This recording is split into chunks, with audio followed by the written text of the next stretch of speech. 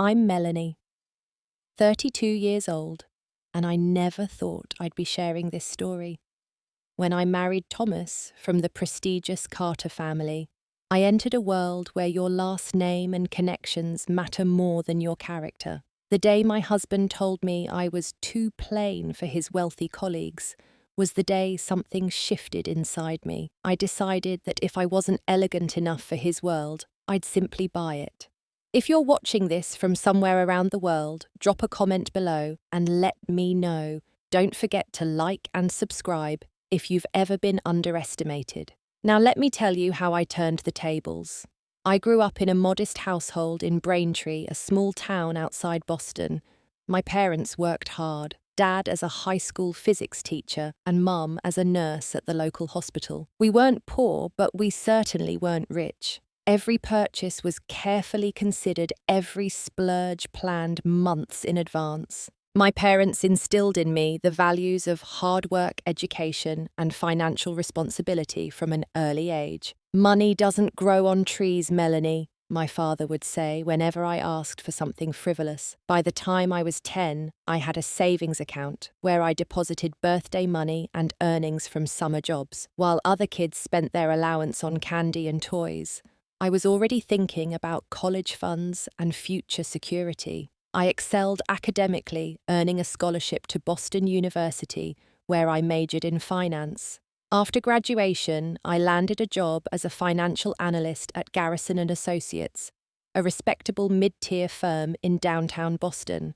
I wasn't working on Wall Street, but I was making good money and building a solid reputation in my field. By 28, I had been promoted twice and had developed a talent for spotting undervalued investments that consistently outperformed market expectations. My life changed dramatically on a crisp October evening 4 years ago. I was attending a charity gala with an important client, something I normally wouldn't do, but my boss had asked me to represent the firm.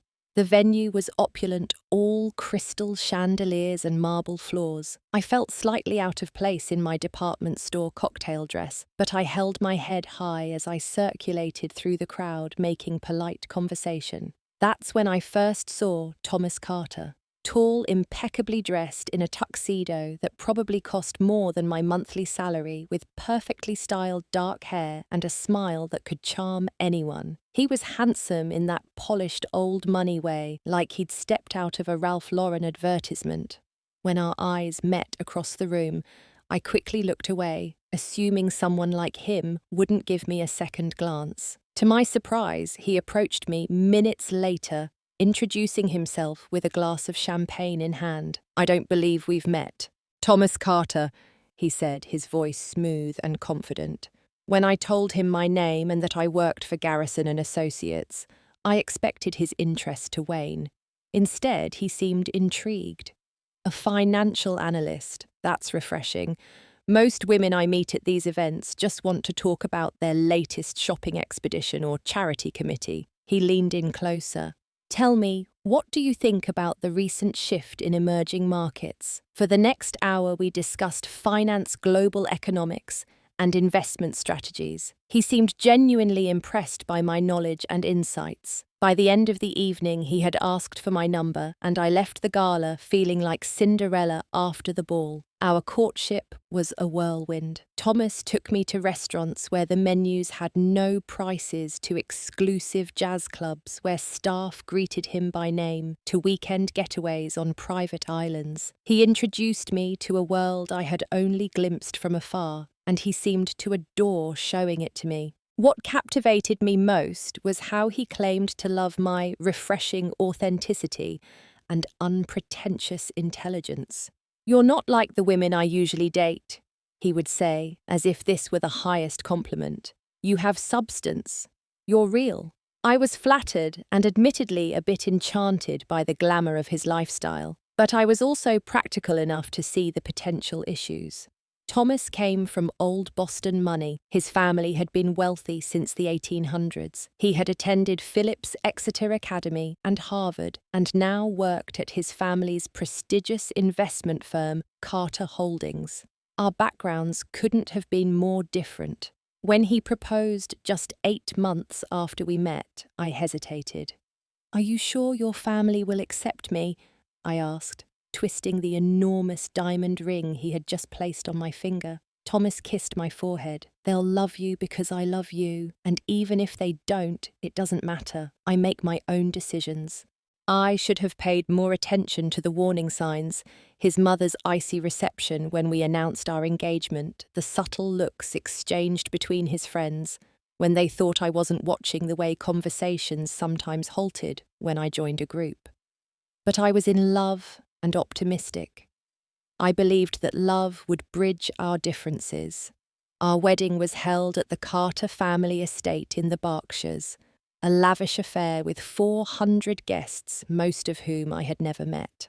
I wore a designer gown chosen by Thomas's mother, carried flowers flown in from Holland, and smiled until my cheeks hurt. But throughout the day, I couldn't shake the feeling that I was playing a role in someone else's production, rather than celebrating the happiest day of my life. As we danced our first dance as husband and wife, Thomas whispered in my ear, "You look beautiful, almost like you were born for this world. Almost."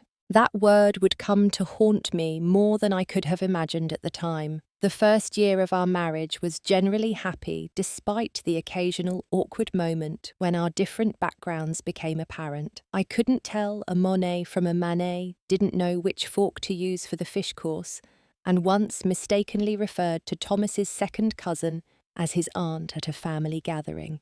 These small missteps were usually met with indulgent smiles and gentle corrections from Thomas. "It's charming," he would say. "You're like my fair lady, and I get to be your Professor Higgins." I laughed along, not yet realizing that his compliment revealed how he truly saw me, as a project, a diamond in the rough that needed polishing to be acceptable in his world. In my desire to be a good wife and make him proud, I enrolled in etiquette classes and hired a personal stylist to revamp my wardrobe. I studied wine appreciation, art history, and even took French lessons. Thomas seemed pleased with my efforts, rewarding my progress with approving nods and occasional praise. "You're coming along nicely," he'd say, as if I were a student rather than his equal partner. Around our first anniversary, Thomas was promoted to Senior Investment Director at Carter Holdings. His new position came with increased responsibilities and higher expectations for socializing with clients and colleagues. Suddenly, our weekends were filled with charity galas, golf outings, and dinner parties. And with this promotion came a subtle but noticeable change in Thomas's behavior toward me. He became more critical. My dress was too bright, my laugh too loud, my conversation topics too pedestrian. He began to prepare me before social events, coaching me on who would be there and what topics to avoid. These briefings made me increasingly anxious, and I found myself speaking less at these gatherings, afraid of saying the wrong thing. 6 months into Thomas's new role, he brought up the Windsor Club, an exclusive social club in Boston where many of his colleagues and clients were members. "I've been invited to join," he announced one evening. "It's quite an honor. Membership is extremely limited and there's usually a waiting list of several years, but the chairman is a friend of my father's." "That's wonderful," I replied, genuinely happy for him. "What's the club like?" "It's the oldest and most prestigious club in Boston. The members are the elite of business politics and old money families. The networking opportunities are invaluable." His eyes shone with excitement. "They're having a new members' reception next weekend. You'll come with me, of course." I spent the week preparing for this important event. I bought a new dress, conservative yet elegant, and researched the history of the club so I could make informed conversation. I even practiced small talk in front of the mirror, determined to make Thomas proud. The Windsor Club was housed in a stately brownstone in Beacon Hill. The interior was all dark wood leather chairs and oil paintings of stern-looking men. It smelled of cigars and wealth, that indefinable scent of places where money has lived for generations. As we entered, Thomas was immediately greeted by several older men who clapped him on the back and welcomed him to the Brotherhood. I stood slightly behind him, smiling politely, waiting to be introduced. When he finally turned to include me, his introduction was brief. "This is my wife, Melanie." No mention of my career or accomplishments, nothing that might establish me as someone worth knowing in my own right. Throughout the evening, I tried my best to fit in. I made polite conversation about safe topics: the unseasonably warm weather, the club's impressive art collection, the excellent canapés. But I could feel the women eyeing my dress, apparently not as suitable as I had thought, and the men losing interest when they discovered I worked for Garrison rather than one of the top-tier firms. The low point came when I accidentally spilled a drop of red wine on the sleeve of my cream-coloured dress. It was a tiny stain, barely noticeable, but a woman named Catherine, the wife of one of the club's board members, pointed it out loudly. "Oh dear," she said, her voice dripping with false concern. "What a shame about your lovely dress. These things happen when one isn't accustomed to balancing cocktail plates and wine glasses." The implication was clear. I didn't belong in this environment.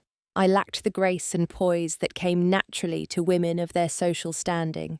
Thomas, who had witnessed the exchange, didn't defend me. Instead, he looked embarrassed and quickly steered me to a different group, hissing under his breath, "Be more careful." After that disastrous first visit, Thomas began spending more time at the club without me. He would come home late, smelling of expensive whiskey and cigars full of stories about the interesting people he had met and the connections he had made.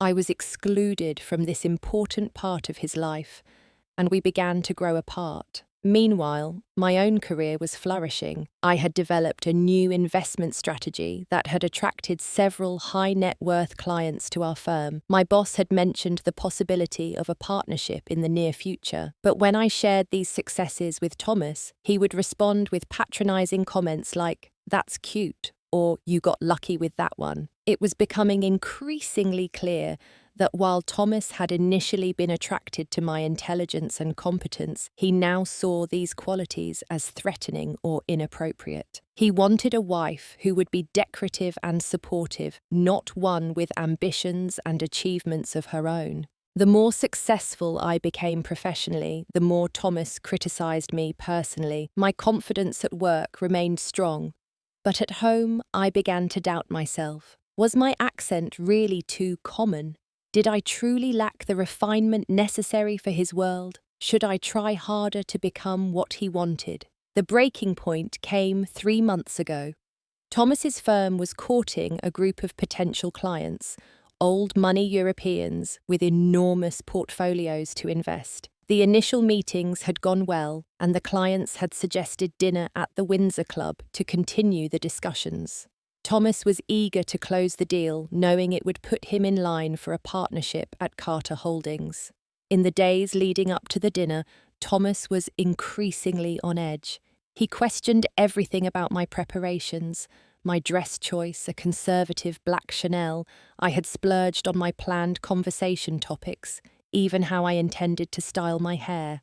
"These people are extremely sophisticated," he kept saying. "They can spot an imposter immediately."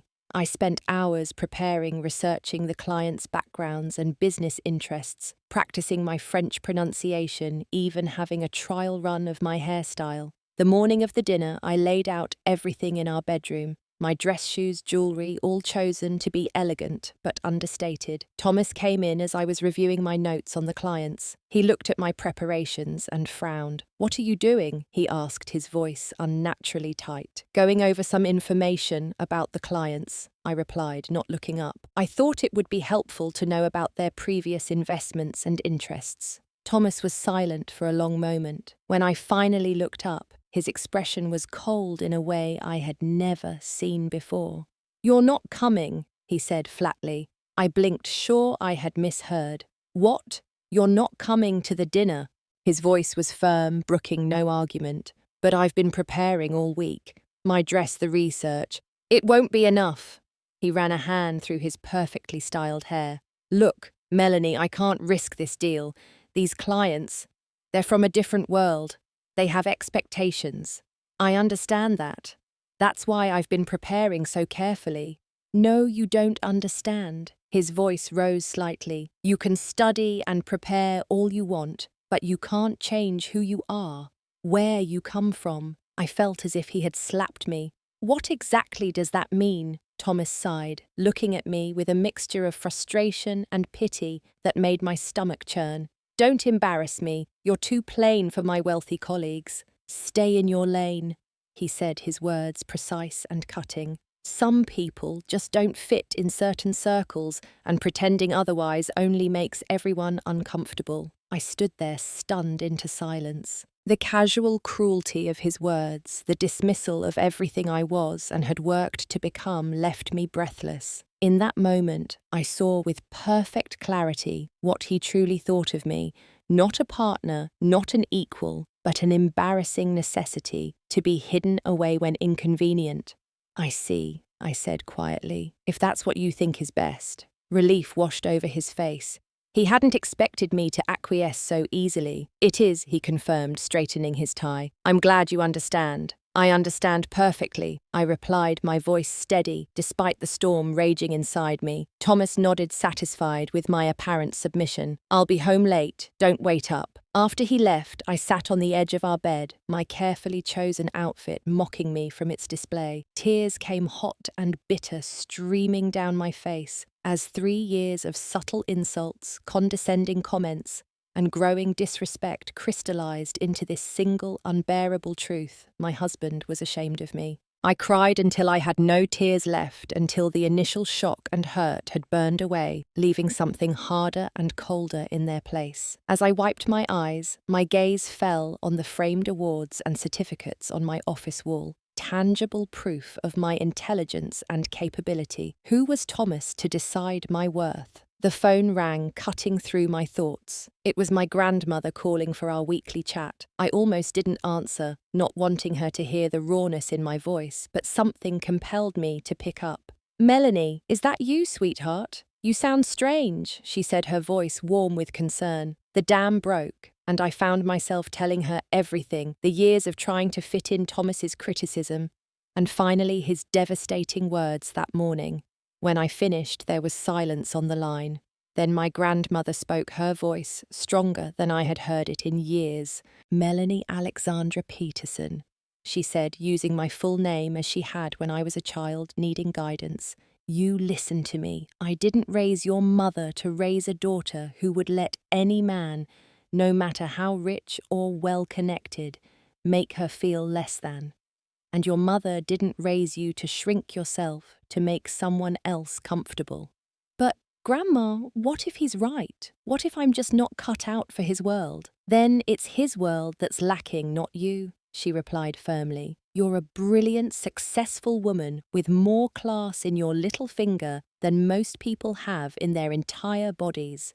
True elegance isn't about knowing which fork to use or wearing the right label. It's about how you treat people, how you carry yourself. And no one can take that away from you unless you let them. As her words sank in, I felt something shift inside me, a realignment of my perspective. Why was I trying so desperately to fit into a world that didn't value me for who I was? Why had I given Thomas the power to define my worth? After hanging up, I stood in front of the mirror, really looking at myself for the first time in months. I saw a woman who had allowed herself to be diminished by someone who should have been her biggest champion. No more, I decided. It was time to stop trying to fit into Thomas's world, and time to start remembering my own strength. With renewed clarity, I sat down at my home office computer and logged into my personal financial accounts. Accounts Thomas knew nothing about. While he assumed I contributed my entire salary to our joint expenses, I had actually been setting aside a significant portion for my own investments. My grandmother had taught me the importance of financial independence from an early age. Never be completely dependent on anyone else for your security, she would say. Following her advice, I had maintained separate accounts even after marriage, and had been quietly building my own portfolio. And I had done very well. my talent for spotting undervalued investments had paid off handsomely. Starting with my modest savings, I had leveraged my financial expertise to generate returns that would impress even Thomas's colleagues. Over the past 3 years, I had turned my initial investment of $50,000 into nearly $4.2 million through a series of strategic moves in technology startups and real estate opportunities. Thomas had no idea. He assumed the bonuses I received were much smaller than they actually were, and I never corrected his misconception. I didn't hide my success out of deceit, but rather because he had shown so little interest in my career that it never came up. He would smile vaguely whenever I mentioned work, clearly not listening to the details. Now looking at the impressive balance in my accounts, an idea began to take shape, one that had actually been percolating in my subconscious for months.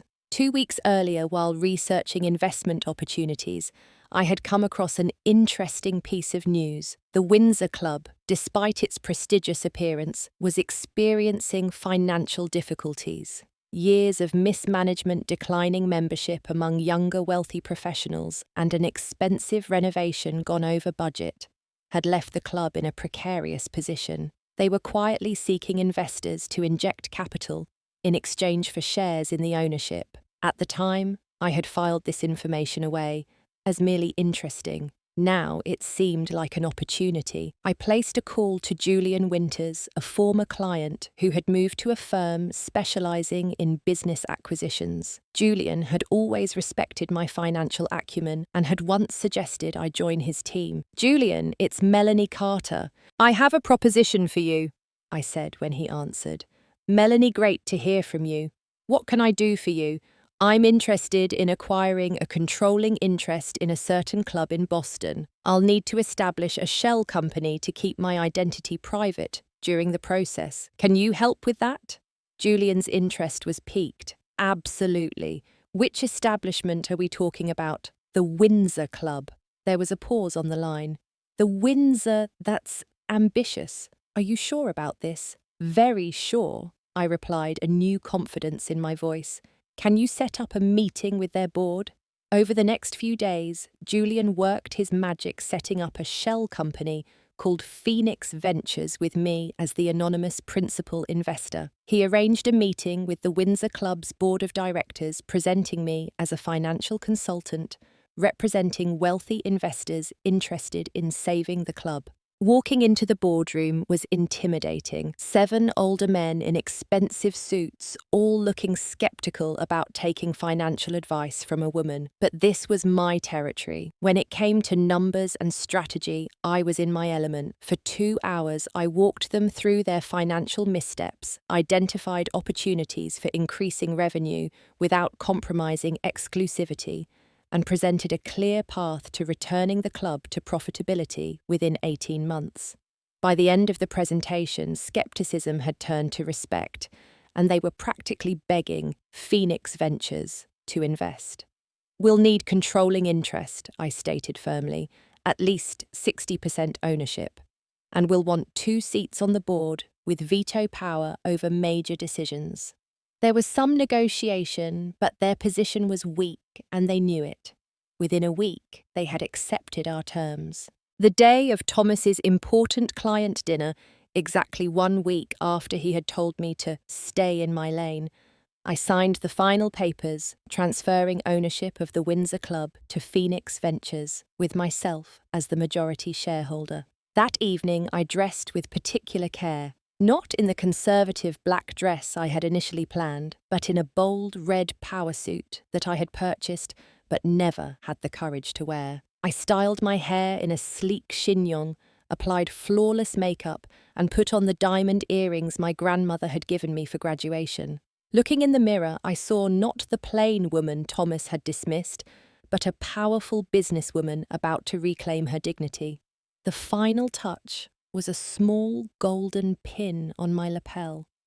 The Phoenix Ventures logo, a rising phoenix that symbolized my own rebirth. With a deep breath, I headed to the Windsor Club, ready to reveal my secret. I arrived at the Windsor Club just as Thomas and his clients would be finishing their appetizers. The familiar doorman looked surprised to see me, given that I wasn't a regular and Thomas was already inside. "Good evening, Mrs. Carter," he said, clearly unsure whether to admit me.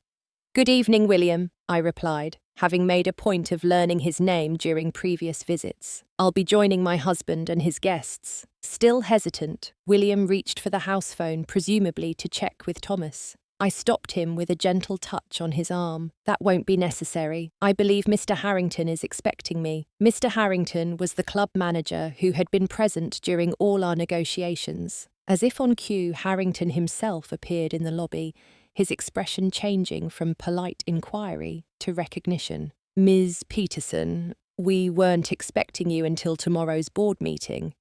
He caught himself realizing he had used my maiden name.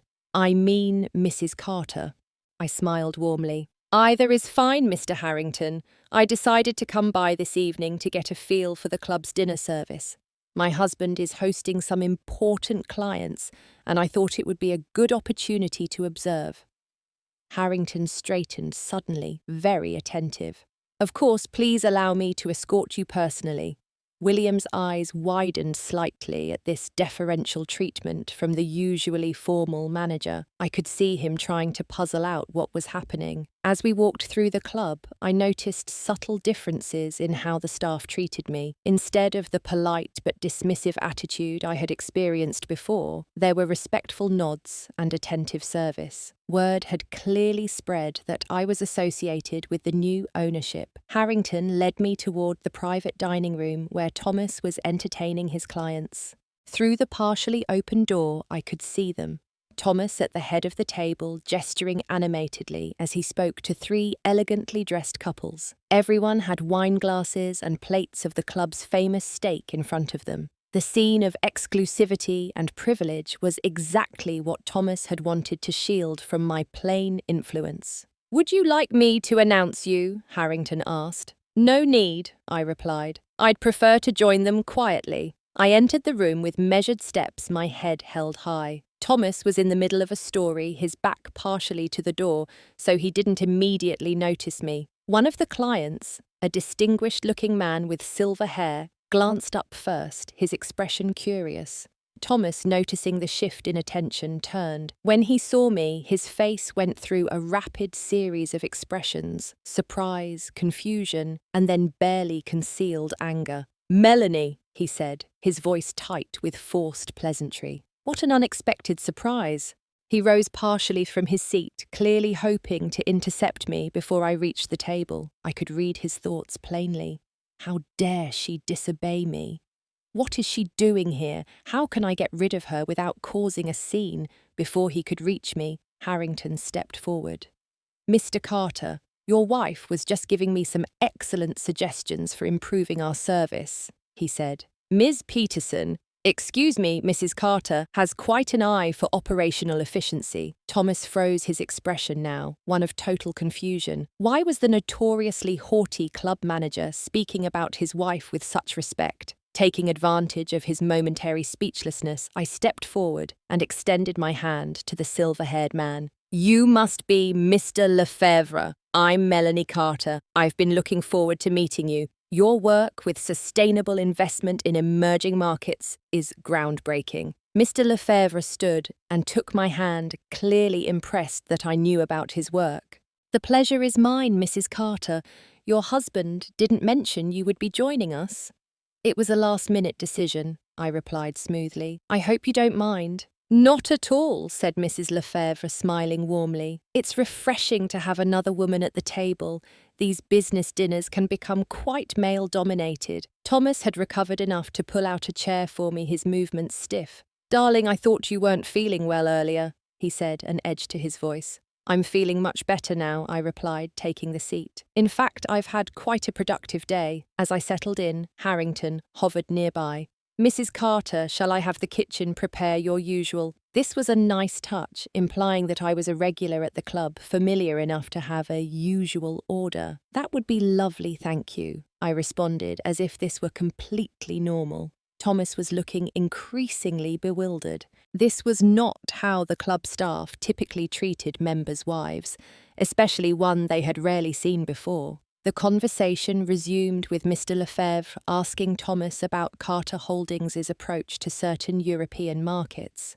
Thomas began his practiced response, but I could tell he was distracted, stealing glances at me as if I might transform into something unrecognizable at any moment. When there was a natural pause in the conversation, Mrs. Lefebvre turned to me. "And what do you do? Mrs. Carter Thomas mentioned you work in finance as well." Before I could answer, the club manager returned this time with the head chef in tow. "Mrs. Carter, Chef Daniels wanted to personally ensure your dinner meets your expectations as our new owner," Harrington announced. The table went silent. Thomas, who had been taking a sip of water, choked slightly. "New owner?" Mr. Lefebvre asked, looking at me with newfound interest. I smiled, enjoying the moment perhaps more than I should have. "Yes, Phoenix Ventures acquired a controlling interest in the Windsor Club this morning.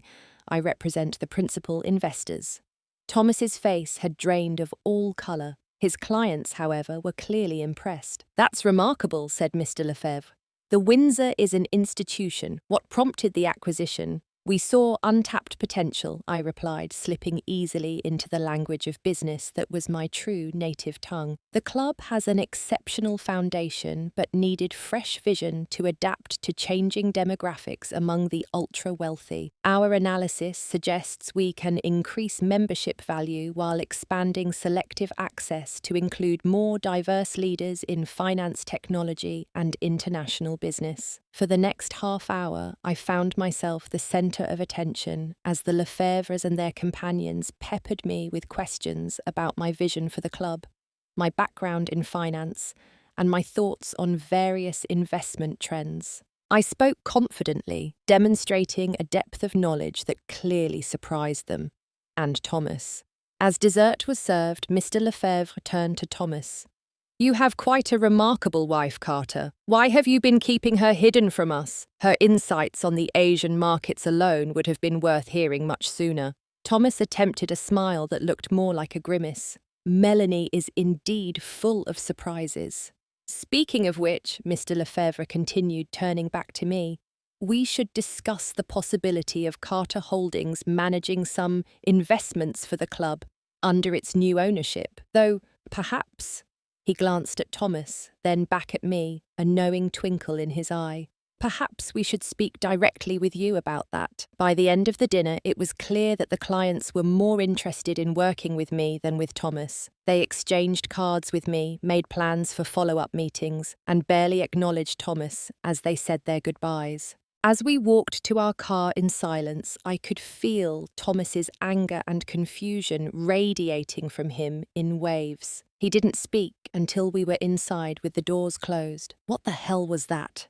he demanded, his voice low and dangerous. I turned to face him, calm and unruffled. "That," I replied, "was me staying in my lane. My lane just happens to be wider than you thought." The drive home was painfully silent.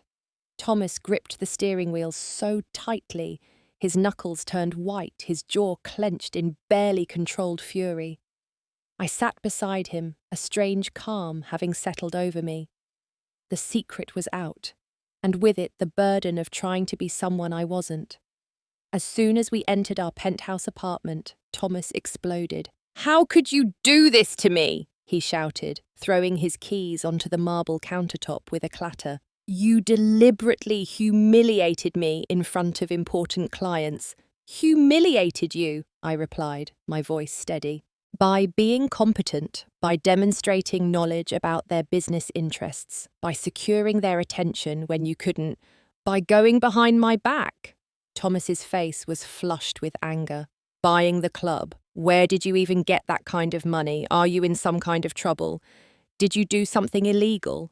I laughed, a genuine sound of amusement that only seemed to infuriate him further. "That's your first assumption, that I must have done something illegal to have access to that kind of capital. Then explain it to me," he demanded, "because the Melanie I know doesn't have millions to throw around on vanity purchases." "That's exactly the problem, Thomas," I said, removing my jacket and carefully placing it on the back of a chair. The Melanie you know is a fiction, a diminished version of me that you created in your mind. The real Melanie has been building a successful investment portfolio for years, one that has yielded exceptional returns.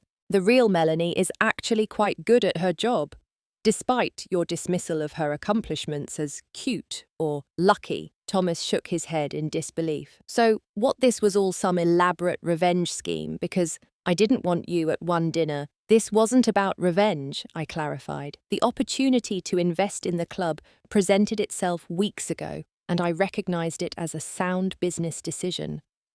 But yes, the timing of my appearance tonight was deliberate. You told me to stay in my lane, Thomas. I'm simply showing you what my lane actually looks like. And what about us? He demanded.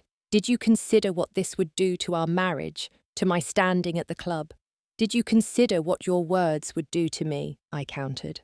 When you told me I was too plain for your wealthy colleagues, when you made it clear that you were ashamed of me, that after 3 years of marriage you still saw me as somehow beneath you and your precious social circle. Thomas ran a hand through his hair, his anger giving way to frustration. You're blowing this out of proportion. I was stressed about an important meeting. I said things I didn't mean. No, Thomas. You said exactly what you meant. You just never expected there would be consequences.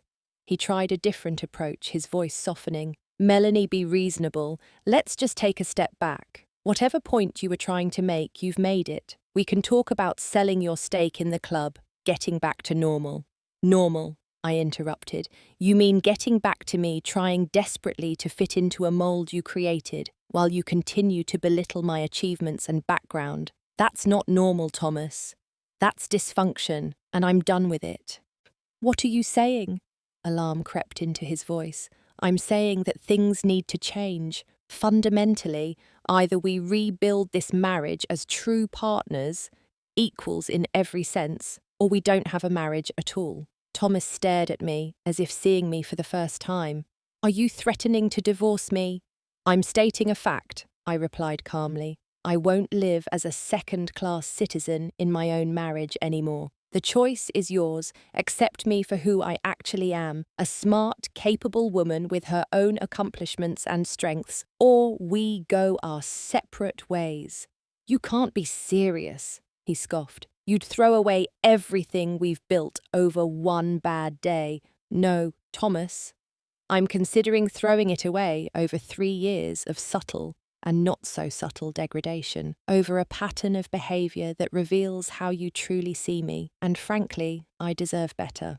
With that, I gathered my things and walked to the guest bedroom, leaving Thomas standing in the living room for once at a complete loss for words. The next morning I left before Thomas woke up, heading to the Windsor Club for my first official day as the new owner. I had a lot of work to do, both with the club and in determining the future of my marriage. But for the first time in years, I felt truly myself, strong, capable, and unwilling to be diminished by anyone, even the man I had married. Over the following weeks, I threw myself into managing the Windsor Club. I established a temporary office in one of the club's private rooms and began implementing the changes I had outlined during my presentation to the board. I hired a consulting firm to review the club's operations, modernize their accounting systems, and began carefully cultivating relationships with key members. I maintained the club's exclusivity. That was part of its appeal, after all, but began subtly shifting its culture to value achievement and innovation over mere family connections. Thomas and I existed in an uneasy détente. He continued living in our apartment while I spent most nights in the guest room. We barely spoke beyond the necessary logistics of sharing a space. He seemed to be waiting for me to come to my senses, as if this was a phase I would eventually outgrow.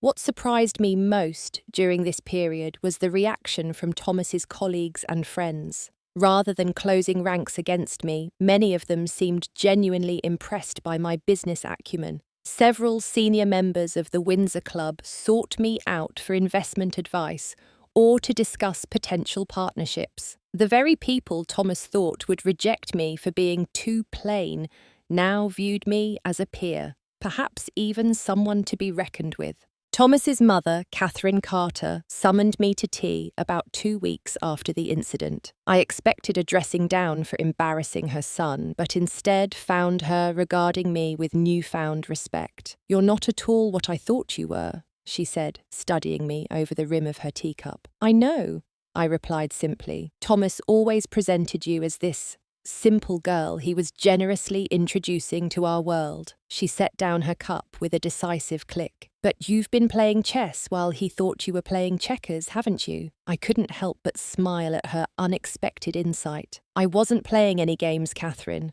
I was just being underestimated," she nodded thoughtfully. "A position many women in our circle understand all too well, though few address it as directly as you have." She leaned forward slightly. "What are your intentions regarding my son?" "That depends entirely on him," I answered honestly.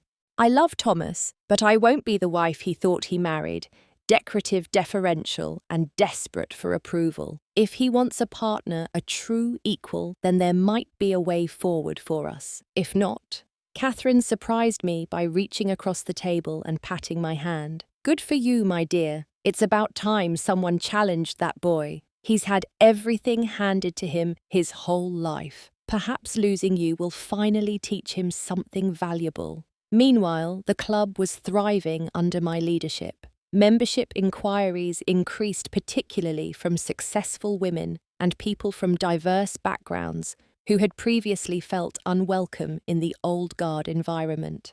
I instituted a new membership policy that prioritized professional achievement and community contribution over family connections while still maintaining the club's prestigious atmosphere. 3 months after taking ownership, I hosted a gala to unveil the club's subtle but significant renovation and rebranding. The event was covered by the Boston Globe Society page, with a feature on me as the new force behind the historic institution. The photograph accompanying the article showed me standing confidently in the club's grand entrance hall, looking every inch the successful businesswoman. The morning the article was published, I found Thomas sitting at our kitchen table staring at the newspaper. When he saw me, he folded it carefully and pushed it aside. "Congratulations," he said, his voice carrying a complex mix of emotions. "The club looks great.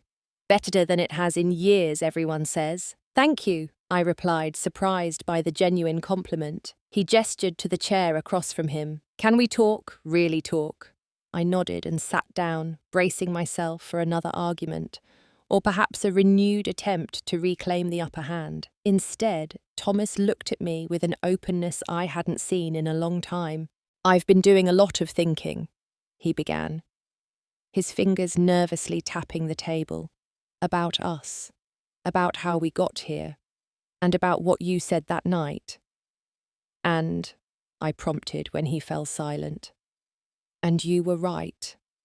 The words seemed to cost him considerable effort. "I did see you as less than.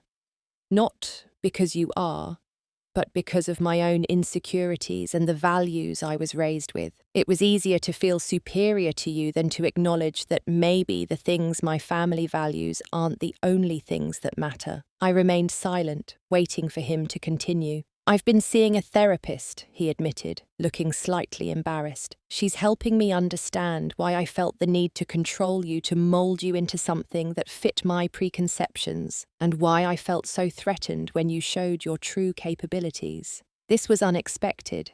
Thomas had always dismissed therapy as something for weak people who can't solve their own problems. "But the truth is," he continued, "I was attracted to your intelligence and independence when we met. Those were the qualities that made you stand out from the women I usually dated. But once we were married, I tried to suppress those same qualities because they challenged the worldview I was comfortable with." "That's insightful," I acknowledged, still cautious but impressed by his self-reflection. I don't know if it's too late for us, Thomas said, vulnerability clear in his eyes. But I want you to know that I see you now, the real you, and I'm in awe of what you've accomplished, not just with the club, but with your career, your investments. You're extraordinary, Melanie. I was a fool not to recognize that sooner. For the first time in months, I felt a flicker of hope for our marriage. Not because Thomas was flattering me, but because he seemed to be genuinely confronting his own biases and behaviors. It's not too late, I said carefully, but things can never go back to how they were. I won't diminish myself to make you comfortable. Not ever again. I don't want that, he assured me. I want a partner, not a trophy. It's taken me far too long to realize that a marriage of equals is stronger than whatever I thought we had before. Over the following months, Thomas proved his sincerity through actions, not just words. He attended therapy regularly. He spoke proudly of my accomplishments to his colleagues and family. He asked for my professional opinion on investment matters and actually listened to my advice. Most significantly, he stood up to his mother when she occasionally slipped into her old patterns of subtle criticism toward me. 6 months after the night I walked into the Windsor Club as its new owner, Thomas, and I had rebuilt something I hadn't thought possible, a marriage based on mutual respect and genuine appreciation. We still had our struggles and moments of tension, but they were the normal challenges of any relationship, not the fundamental imbalance that had characterized our earlier years together. Today marks 1 year since the night Thomas told me to stay in my lane. So much has changed in that time that it sometimes feels like I'm living an entirely different life. The Windsor Club has been completely transformed under my leadership. We've maintained its exclusivity while redefining what makes someone elite, emphasizing achievement, innovation, and character over family connections and old money. Our membership now includes brilliant entrepreneurs, groundbreaking scientists, and influential artists alongside the traditional bankers and lawyers. The waiting list for membership is longer than ever. In a move that particularly satisfied me, we established a scholarship program for promising students from underprivileged backgrounds, providing not just financial support for their education, but also mentorship and networking opportunities. When the first group of scholars visited the club for a special dinner, I couldn't help but think about how far I had come from the young woman who had once felt so out of place in these same halls. Thomas has undergone his own transformation. Through consistent therapy and genuine effort, he has confronted the elitist attitudes that shaped his worldview for so long. He still occasionally slips into old patterns, but now he catches himself, apologizes, and corrects course. Most importantly, he has become my true partner, celebrating my successes rather than feeling threatened by them, standing beside me rather than expecting me to stand behind him. Last month at the club's annual gala, Thomas surprised me by taking the microphone during dinner. Looking slightly nervous, but determined, he addressed the room full of Boston's most influential people. "A year ago," he began, "I made the worst mistake of my life. I told my brilliant wife that she wasn't good enough for this world, our world, that she should, and I quote, stay in her lane." He looked at me, his eyes full of emotion. What I failed to recognize was that her lane was wider, more interesting, and ultimately more successful than mine. My short-sightedness nearly cost me my marriage and the privilege of being partnered with the most extraordinary person I've ever known. The room was silent, everyone's attention riveted on this unexpected public confession. "I share this deeply personal failure not to gain sympathy," Thomas continued, "but because I suspect I'm not the only person in this room who has underestimated someone based on superficial criteria, their background, their education, their appearance. And in doing so, we not only hurt those people, but we deprive ourselves of their full gifts and contributions." He raised his glass. "To Melanie Carter, who had the courage to show me, to show all of us, what true elegance looks like. Not the artificial kind that comes from knowing which fork to use, but the authentic elegance that comes from intelligence, integrity, and the strength to be exactly who you are. The applause that followed was thunderous. As I stood to embrace my husband, I caught sight of many of the women in the room, giving me subtle nods of appreciation and respect. They understood perhaps better than anyone the significance of this moment. My journey over this past year has taught me lessons I never expected to learn. I discovered my own strength and worth, not through external validation, but through standing firm in who I am. I learned that true confidence doesn't come from fitting in, but from the courage to stand out. And perhaps most surprisingly, I found that people, even those steeped in privilege and tradition, can change when confronted with their own limitations. As for my marriage, Thomas and I continue to build something new from the ashes of what we had before. It's not perfect, but it's real. A relationship between equals who challenge each other to grow while providing the safety to be authentic. I no longer try to conform to anyone else's idea of who I should be. The version of Melanie who fretted over using the wrong fork or saying the wrong thing seems like a stranger to me now. In her place stands a woman who knows her value and refuses to let anyone else define it for her.